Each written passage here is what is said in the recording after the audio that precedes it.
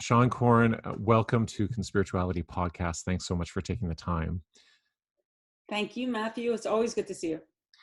Now, this past Saturday, you posted a statement against QAnon, and it was co-written by you and wellness community leaders.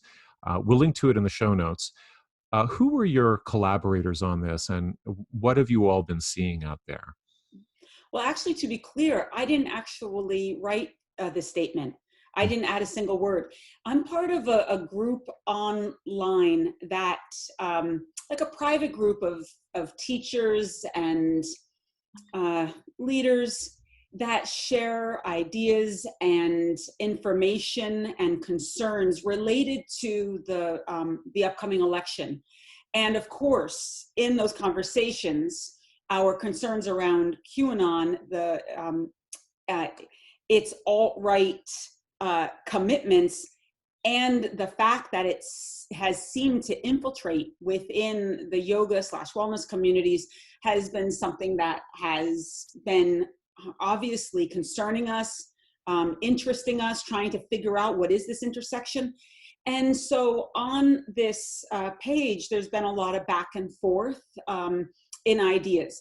So this statement was crafted amongst people within that group, agreed upon, and then shared.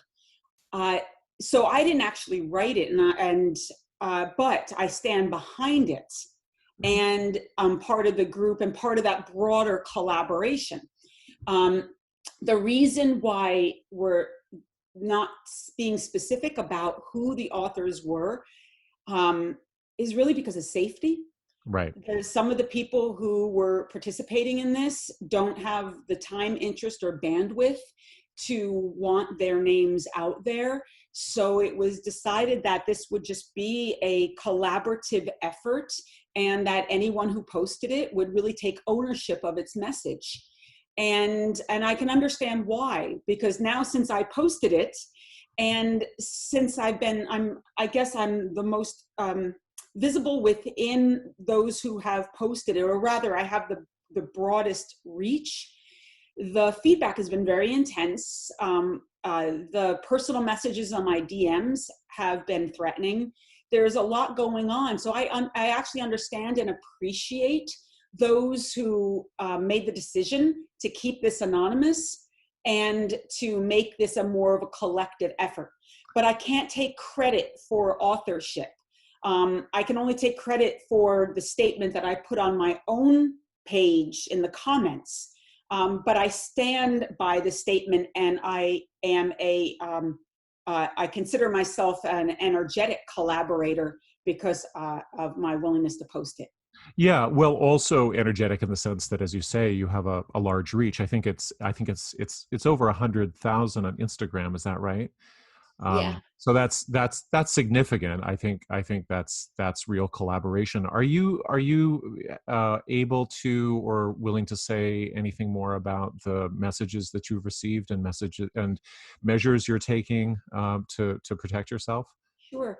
I'm not new to this. I post things all the time, and I get negative feedback for years and years. It's not that I'm immune to it. It's just that my skin is a little thicker, and I'm pretty discerning in terms of, I don't personalize a lot of it. So there's a lot of the comments I can just kind of gloss over. The ones that there's these, I'm just learning so much about the strategy behind QAnon and a lot of these people who wouldn't identify with QAnon, but are certainly followers of these conspiracies. There is a language that's used, and in different ways. And right now I'm seeing a language that feels deliberately dark, manipulative, veiled threats of my spiritual health and wellness, if you will.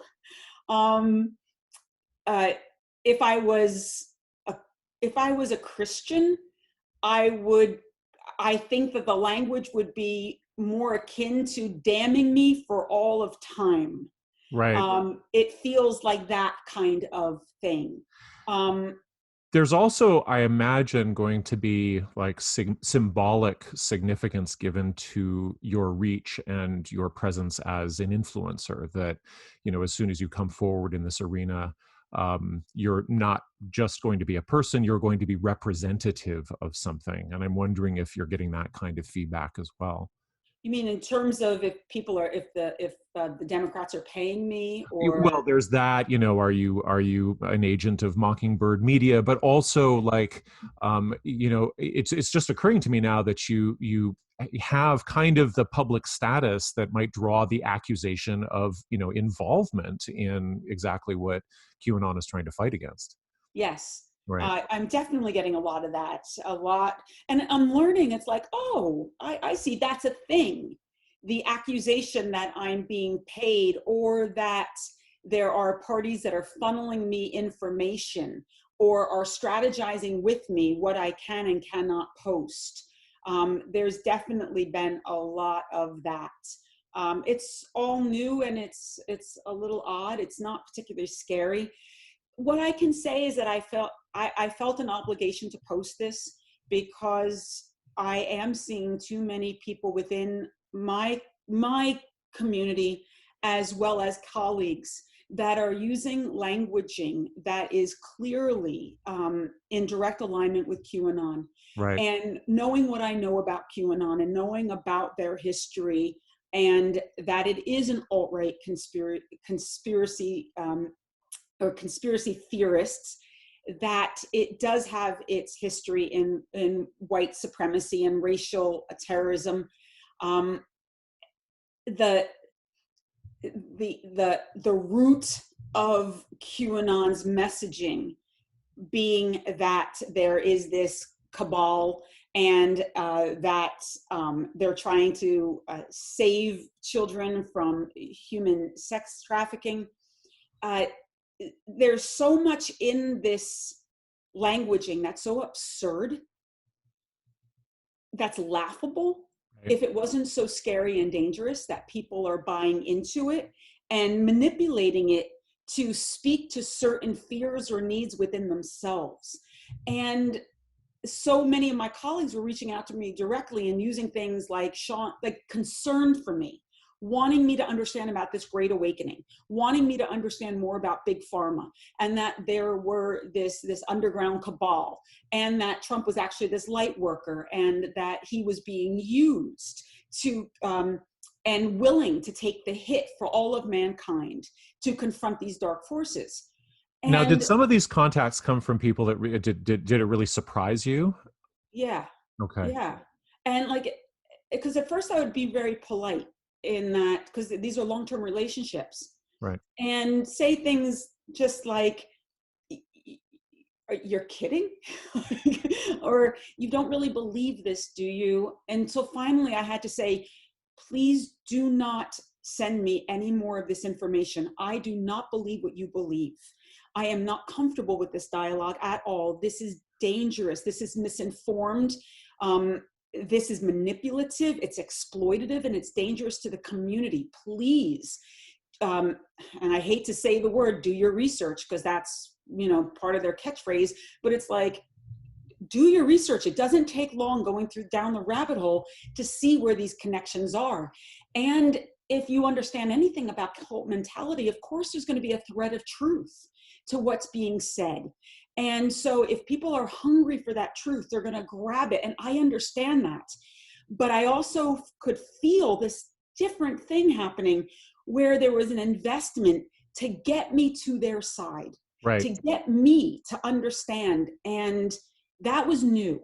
The urgency, the panic, and that frightened me a little bit. And also, these people are quite influential, and a lot of students have been reaching out to me about it. And because I've been doing this for a long time, and I do have the support of a broader community of Off the Mat and other people that I'm in relationship with, I would rather take a hit and have some of this conflict come my way, rather than a new or younger teacher that might not have the experience or the community to back them, taking those risks, either personally or professionally. And so I felt that when I saw the statement, I was like, yeah, I can get behind this. But I did not expect it to get the response.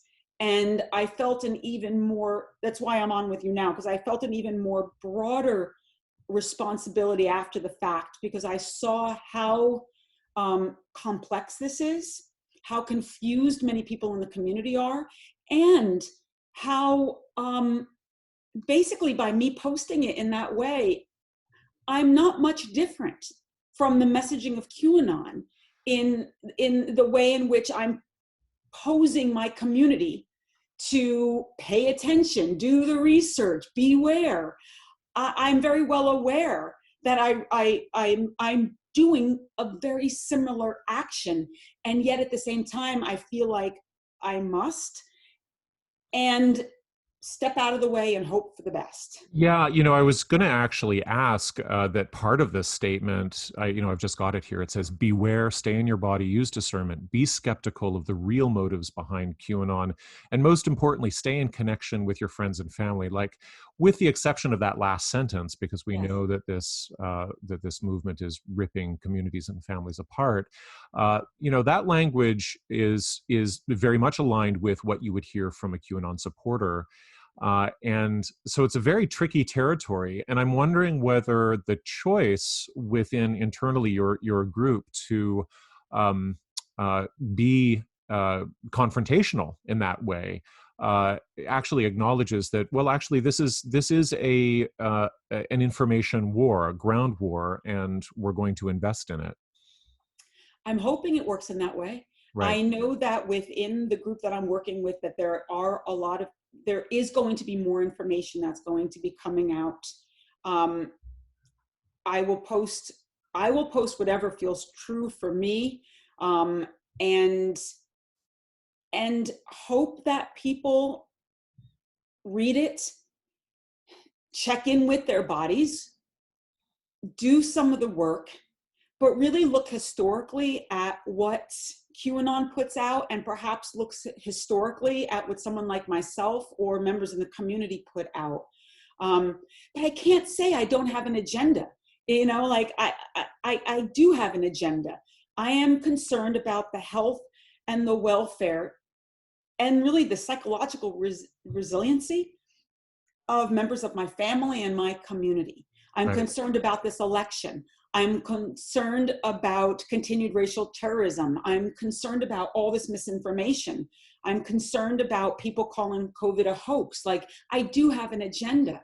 And so I am aware I'm straddling that line, but I will try to navigate it as honestly as I can, with as much transparency as I can, and but not shy away from delivering opposing information that I hope is helpful for the community, not to be seduced by some of this manipulative languaging. Like, for example, in doing my own research and going down this rabbit hole, I was led to a site of a woman, young woman, maybe in her 20s. Her Instagram is beautifully curated, beautifully. There's clearly some thought and resources behind it. The font, the tone. She looks like any other wellness influencer. Right. And so my eye was immediately drawn to her content just because of its familiarity. It resonated with my nervous system, like, Right. oh, this might be nice. And there's a post of like a beautiful picture of some food that she cooked. And then there was a beautiful picture of her doing yoga. And then there was a beautiful picture of her and her family running on the beach. And then there was a beautifully crafted, well-fonted, where you can, like a series of slides Right. that were pro-guns, and then pro-life, and then COVID's a hoax. Right. And it was all strategically set up that I leaned back and I thought, I'm not sure this person is real. Huh. I'm not sure that this isn't, that there's not money behind this, and that this isn't strategically curated Wow. to appeal to someone like myself who is attracted to this world. Do you know, it's a really interesting point, because there's been a couple of research pieces that have been put out just over the past week or so. One by a scholar in Montreal who's studying what he calls pastel QAnon. And I think there was an article in Mother Jones called the wellness influencers who are making QAnon look beautiful. And neither of them propose that there was manipulation or strategy behind that, but rather the influencers themselves were making their convictions aesthetically pleasing according to these standard, performance standards of Instagram. But that's a really interesting thought that you bring up, which is, if you really wanted to make this go viral, you'd figure out how to make it look as beautiful as, influencer wellness on IG does. It intrigued me. Yeah. It, like, I leaned back and I just had that thought. And I'm not paranoid by nature. Like, I'm not suspicious by nature, Mm. but something about it, I was like, this is bigger. This is moneyed. Yeah, well, Um, I also pick up on what you're saying about, you recognized it, and this is where, I had, maybe a little bit of a difficult question for you, which is that, it seems that the influencers are toxically mimicking spiritual and wellness influencers.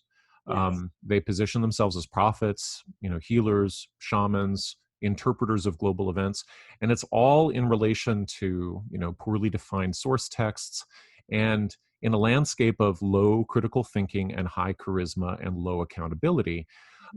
And so, I think, in a way, they're moving into media patterns that are already established by,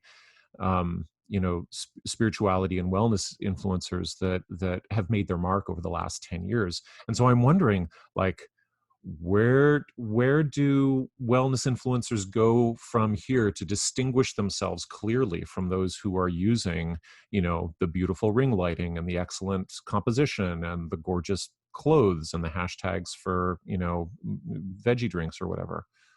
Yeah, I mean, Matthew, all these are amazing questions because I don't know the answer to that. Like I had said to you earlier, like, I'm navigating Yeah. this landscape in in a very new way. Um, Before I posted, I've taken time to research and to explore and to really check in with myself about how I feel about what is happening. What I know about um, being in the spiritual community, that it's very it with a little charisma and some solid talking points, it can be very easy to manipulate people, especially those who suffer from low self-esteem or a feeling of not being in community. Right. Um, it's that cult mentality. As a leader in the community, I'm very aware of that, how easy it would be to manipulate people and how seductive it is. And it's something that I personally could never do, but I see, of course, happen all the time within the within the landscape that I'm a part of. But I do recognize the language, the tone, the pitch that seduces people into feeling seen, valued, heard, and recognized. Hmm. And I'm watching it happen via QAnon, these curated sites, the languaging and the memes. It feels deliberate. Um, I don't have a lot of experience in witnessing it in hashtags and in sound bites when there's not a real person on the other side of it.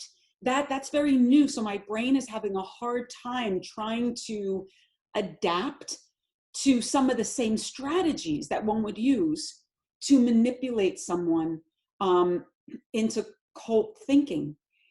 So now I might discover in the future that I'm very wrong about everything that I'm saying. But right now, my instincts are really inviting me to explore this. So to answer your question, I don't know how we differentiate ourselves. I don't know how we protect ourselves. What I know for myself is that I will commit to using my common sense, my truth, and my platform to be very clear about where I stand and what I believe. And try to post information that is responsible and that pushes back to some of these theories and invite the community into a conversation. And I hope be able to hold the conversation in a way so that it doesn't get too out of control. That's the best that I can do in the position that I'm in. As far as other teachers, leaders, people, I really don't know yet Right. how to differentiate ourselves. I would just say, do the work, check this out, see where you stand individually. Notice how all the connections goes back to Trump. Many of it goes back to Trump and some of these ideologies. And take a stand for what you believe in. So even in my post, I was very clear in the way that I posted was, I said, please don't tell me COVID is a hoax. Not when almost 200,000 people have died because of the disease. Please don't tell me that I'm not interested in eradicating sex trafficking. So I keep telling the community, please don't tell me. So I'm putting it back on myself rather than saying to the community, this is bullshit. Don't believe in this. It's more like, here's what I'm not going to believe in. Right. Well, that's very interesting because I think you're mobilizing if you do have a charismatic impact, you're mobilizing that in a very personalized way. And I think you're really getting to the core of, this dilemma, which is that, when influencers can influence people in the wrong way, Mm-hmm. how do you sniff it out? Like, how do you see it? And I know I'm interviewing you, but two thoughts come to my mind, and one is that, like, if the pastel QAnon sort of body snatches a bunch of wellness aesthetics and spiritual language, it almost feels like one technical response would be to consciously generate an entirely newly identifiable aesthetic, like as identifiable as, the Margaret Atwood thing with the red robes and the white hats and stuff like that. Like, so on one hand, it feels like the community needs to reassert its own appearance and its presence in the world. And then the other thing is that, like, because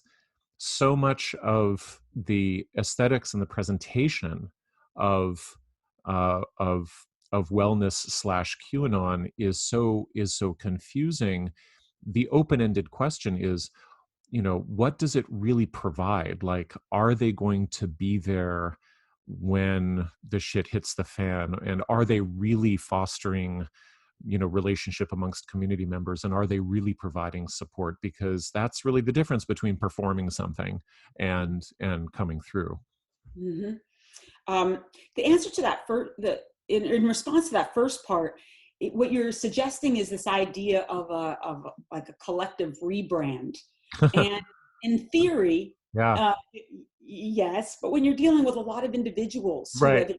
have time and energy into creating some of these brands, and they may not be able to see what's happening themselves, or not Right. interested or invested.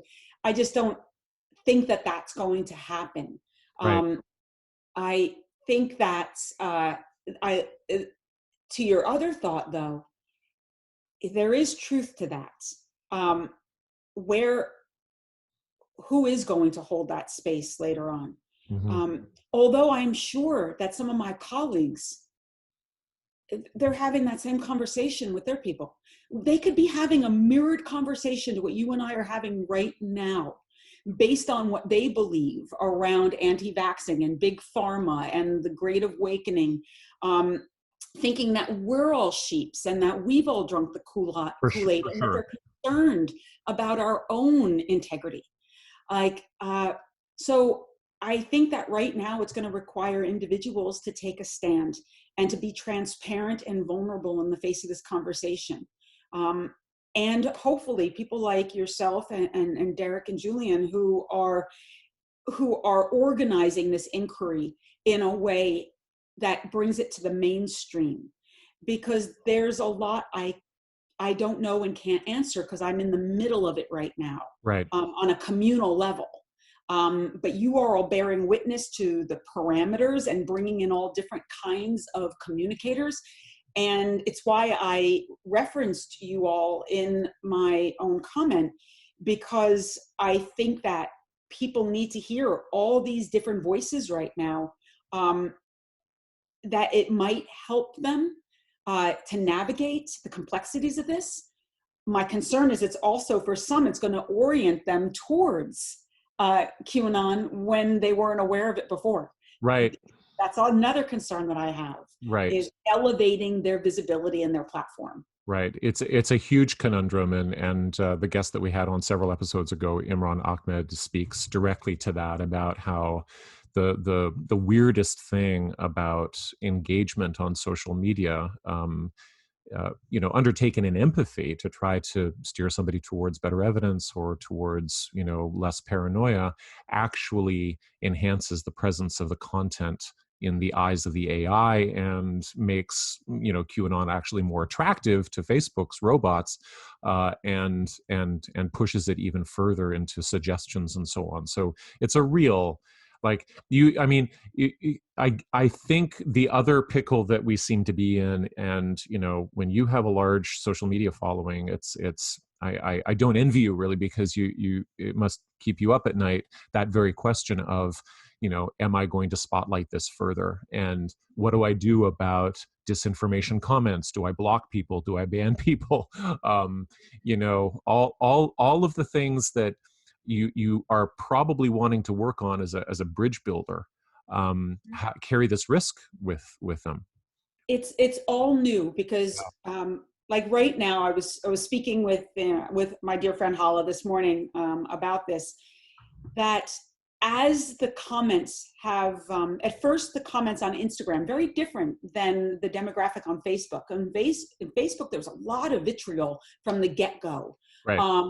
and much less support, which I found very interesting. On Instagram, it was different. There was a lot of support right out from the gate. But as this is evolving, I'm now starting to see that, and I don't yet know how it works, but legitimate QAnon sites are now coming into my site. For sure. They're using very specific language to agitate. And the language is not always divisive. Sometimes it is, sometimes it's not. And I'm watching the exchange go back and forth as an opportunity for me right now to really listen and learn, to watch how these conversations run, what the strategy behind these conversations are, and then to go to the links myself, just to see who are these people, what are they doing. And there are a couple that I had to block, only because, like I said, there was some veiled threat in it. Mm-hmm. And that's just something that I had to make a decision for me. Like, I'm not dealing with that. I'm not going to navigate that, nor am I going to support that kind of languaging on a public site, Right. because then it says I validate it. So those people go. What I love about hearing you describe this is that I don't think a lot of people have insight into what it's like to manage such a large platform and following. And what it really shows me is that, first of all, there's never any handbook for it, except for, probably that whole part of the industry that is teaching people how to expand their reach and win more clicks and stuff like that. So there's all of that. But I mean, it's almost like I see folks in your position as growing up in a landscape in which, or professionalizing in a landscape in which social media is just continually new, and it feels like you can fall back on, okay, well, this is my personal, authenticity and my responsibility. I'm going to say what's true for me, and I'm going to watch and learn from this conversation. All reasonable things for an adult to do. And at the same time, the larger the platform gets, the more you become almost a public official, right?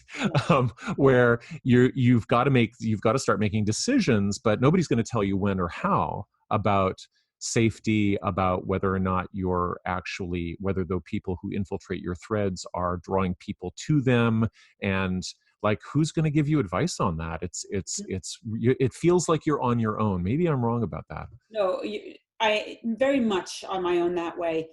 And I'm sure anyone who uses their platform in the way that I often do, they've figured out how to navigate. So again, I'm not new to it. I'm just new to this rhetoric. Right. So it's a different language that I'm trying to orient myself to, because sometimes the first 3 sentences will sound like they are actually in support of what I'm talking about, and then the zinger comes. Right. And I see like, oh, this is how this works. And also in the past, I often let my community engage, and I try not to interfere with the engagement, because I like to think that there's a lot of adults on there that are really reasonable, and that they kind of take care of each other. And because this is newer for me, and there's some more complexities in this, and also the people are on edge. They're hyper vigilant. Right. There's a lot going on. People are triggered in ways perhaps they wouldn't have been a year ago. So my responsibility is also a little heightened to watch out for using this space as a way to finally say that big fuck you that's been sitting in their gut, that might not really be relevant to that particular moment, right, but real for them nonetheless. So I have been watching with a little bit more of a discerning eye, just to check the temperature of the dialogue, yet at the same time wanting the dialogue to be there, and only interfering if I need to. right. And I have had to a couple of times go in and post a comment, but I've been pretty fortunate on my site that people take care of each other. But this is different in that I almost feel like there are people watching my page figuring out the tone to use in order to sway people Wow. to a different point of view. Like, I'm watching an exchange where it starts off a little aggressive, then it starts to move into, oh, I hear when you say ... I didn't think of it that way ... Thank you for giving me that information. Perhaps you'd be interested in this. And I'm like, holy shit, they're using like nonviolent communication as a way. It's a way of recruiting, right? Wow. So wow. Okay. So in real time, you watch your threads become this recruitment battleground. And Again, yeah, this is I'm in the process of deep investigation right. and observation. I am not solid in everything I'm saying to you. I'm saying out loud really for the first time, Yeah. but I am giving you insight into the back end of this. Someone like that, I'm not just posting and being like, okay, everyone, have fun with that. I'm going to go fluff up my hair. But I'm also trying to bear witness to how this works on the other side and my role in navigating it. managing it without manipulating it. Yeah. I'm fascinated by that because this is something that I've had to do now for years, but in different context. No, it's very, very acute. It's very escalated, and there's a lot on the line. I one more question. What are your hopes for the many friendships that are being your friendships that are being stressed by this? You talked about fellow teachers sending you information and you having to give boundaries. Do you think repairs will happen? I hope so. Um, I I hope so. Uh, I really don't know yet where all this goes. This is very scary because of how polarized it is. I'm as I'm as rigid in my convictions as they are. Right. And I am certain that their interpretation of me is similar to my interpretation of them. I don't know if repair can happen unless one of us acquiesces our point of view and surrenders to the other. That's what it feels like right now, and I've never really experienced that. Um, so I don't know. Am I hopeful?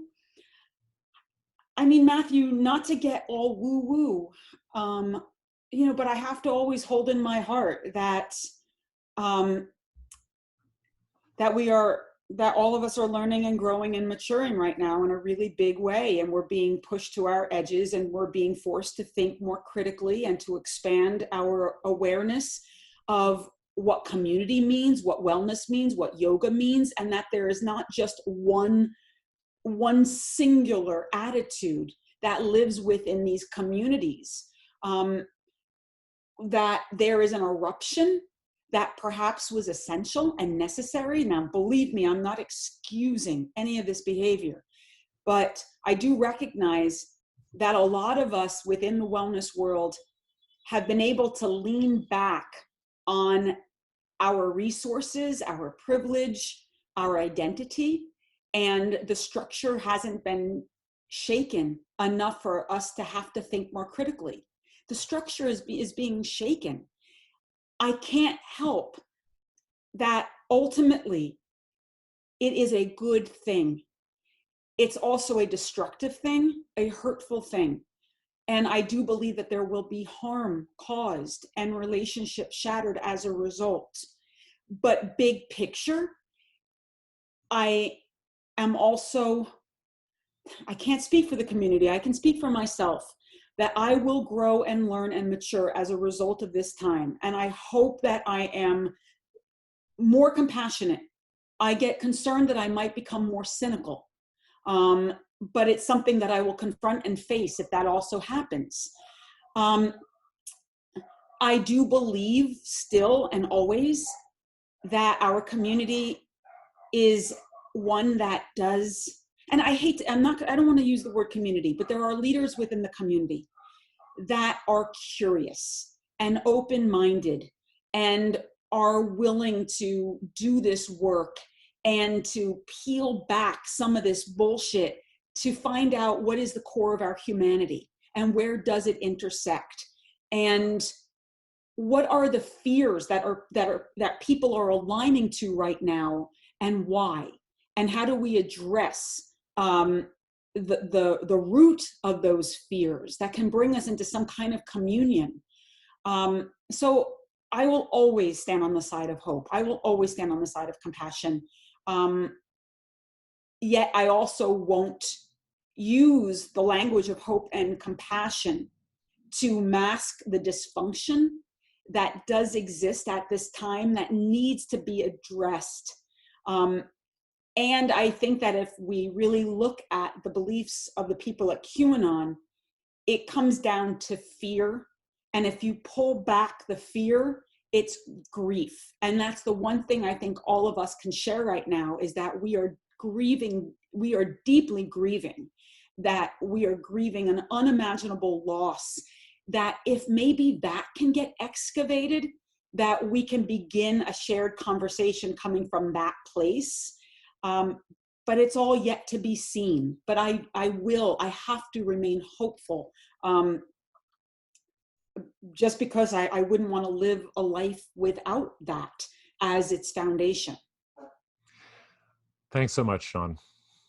Thank you, Matthew. I really do appreciate this, and I applaud the work that you and Julian and Derek are doing in relationship to conspirituality.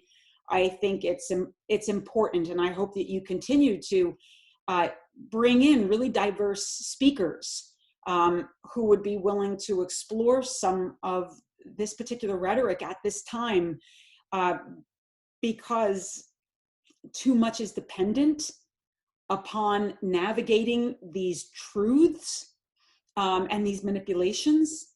And I think the more people that can have a place where there is a resource where they can make these decisions for themselves is going to be useful. So I appreciate the way in which you all are laying out information at this time. Well, thank you, Seane, and thanks for your work in the area as well.